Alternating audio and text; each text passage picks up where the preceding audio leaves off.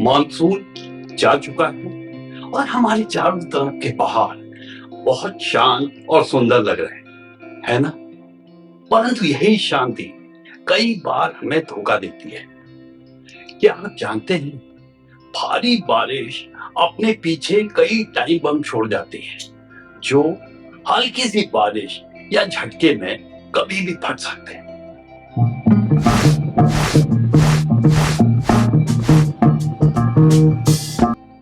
नमस्कार, मैं पीयूष रौतेला, आपका अपना आपदा जोखिम प्रबंधन परामर्शदाता, और आज हम अपनी गोल्डन विंडो ऑफ अपॉर्चुनिटी की इस सीरीज में बहुत ही संजीदा विषय पर बात करेंगे, जो है स्लोप स्टेबिलिटी या फिर ढाल का स्थायित्व। क्या आप जानते हैं कि पहाड़ हमें चेतावनी देते हैं, हमें बताते हैं कि लैंडस्लाइड होने वाला है। बस हमें समझना है कि लैंडस्लाइड क्यों होता है और प्रकृति हमें किस तरह से संकेत देती है। तो सबसे पहले जानते हैं कि आखिर भूस्खलन होता क्यों है। पहाड़ों में आपने देखा होगा, जो हमारे चारों ओर चट्टाने हैं, उनमें काफी कमजोर सतहें हैं, जिन्हें भूवैज्ञानिक जॉइंट या फ्रैक्चर कहते हैं। और इन कमजोर सतहों के सापेक्ष प्रायः इरोजन होता रहता है, पानी के कारण, हवा के कारण, और जो चट्टाने हैं वो टूटती हैं और ये मलबा प्रायः ढाल पर जमा होता रहता है। समय के साथ इसमें हल्का स्थायित्व आ जाता है, कई बार इसके ऊपर पेड़ पौधे भी उगाते हैं। परंतु जब भारी बारिश होती है, इस मलबे का भार अचानक बहुत ज्यादा बढ़ जाता है, क्योंकि मलबा पानी को सोखता है। तो जो ढाल की दिशा में लगने वाले बल हैं, जो इसको अस्थिर करने का प्रयास कर रहे होते हैं, उनका परिमाण बढ़ जाता है। साथ ही पानी की वजह से फ्रिक्शनल फोर्सेस कम होते हैं और ये मलबा ढाल पे खिसकने लगता है। कई बार चट्टानों की जो ये कमजोर सतहें हैं और ढाल, इनके बीच का जो कोणीय रिश्ता है, वो बड़ी एडवर्स स्थिति में होता है। चट्टानें भी ढाल की दिशा में झुकी हुई होती हैं और इनका जो झुकाव है ढाल के झुकाव से कम होता है। ऐसी स्थिति में, वर्षा की स्थिति में, या फिर इन दरारों के अंदर पानी जाने की स्थिति में, या फिर हल्के से भूकंपीय कंपन में लैंडस्लाइड की स्थिति उत्पन्न हो जाती है। और जैसा कि आप और हम जानते हैं, पहाड़ों में लैंडस्लाइड के कारण प्रायः काफी क्षति होती है। तो हमने बात की थी कि प्रकृति लैंडस्लाइड से पहले हमें संदेश देती है, हमें वार्निंग देती है, हमें बताती है कि लैंडस्लाइड हो सकता है। तो आज हम जानेंगे 5 ऐसे संकेत जो प्रकृति हमें देती है। सबसे पहले दरारें। अगर आपको सड़क पर, घर में, अन्य संरचनाओं में दरारें दिखाई दें, तो ये दरारें इस बात का संकेत है कि नीचे का जो ग्राउंड है वो अनस्टेबल हो रहा है। ये एक खतरे का संकेत है।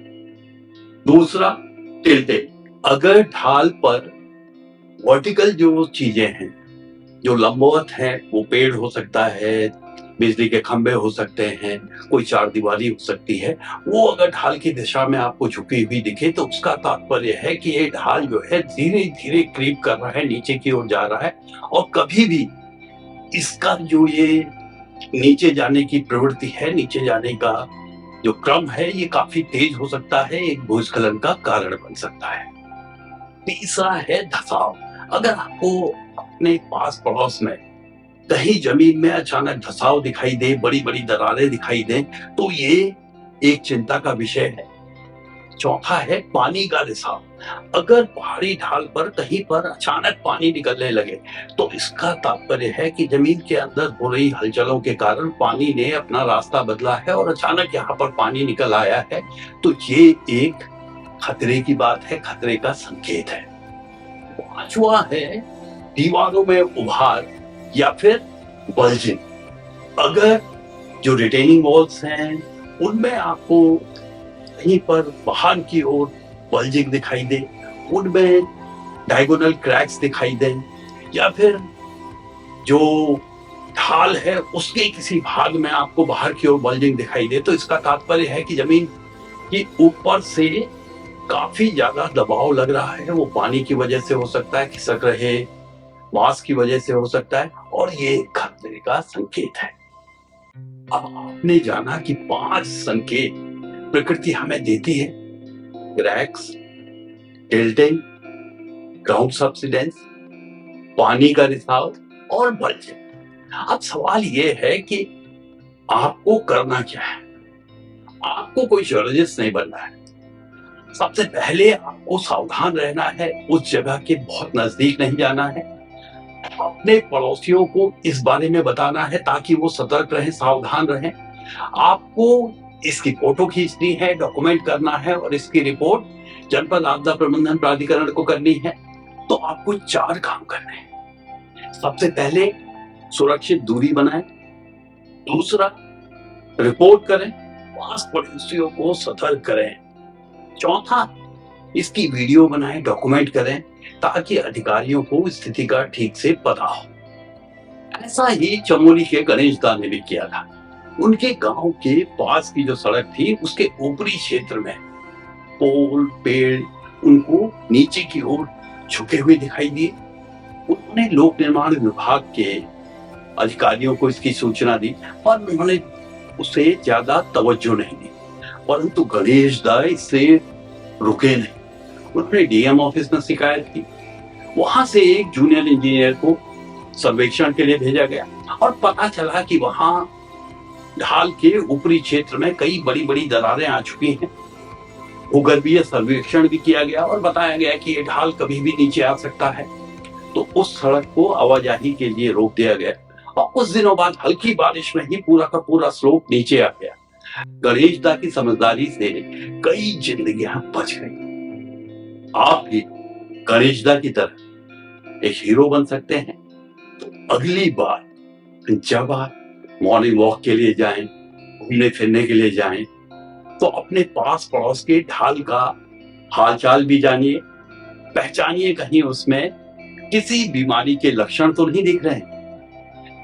और ये जानकारी अपने मित्रों को, परिवारजनों को, विशेष रूप से वो लोग जो पहाड़ों में रहते हैं, उनके साथ साझा करना ना भूलें। और साथ ही चैनल को शेयर, लाइक और सब्सक्राइब जरूर करें। सच मानिए, प्रकृति हमें संकेत देती है, बस हमें सीखना है उन्हें समझना। तो समझदार बनिए, जानकार बनिए, सुरक्षित रहिए। नमस्कार।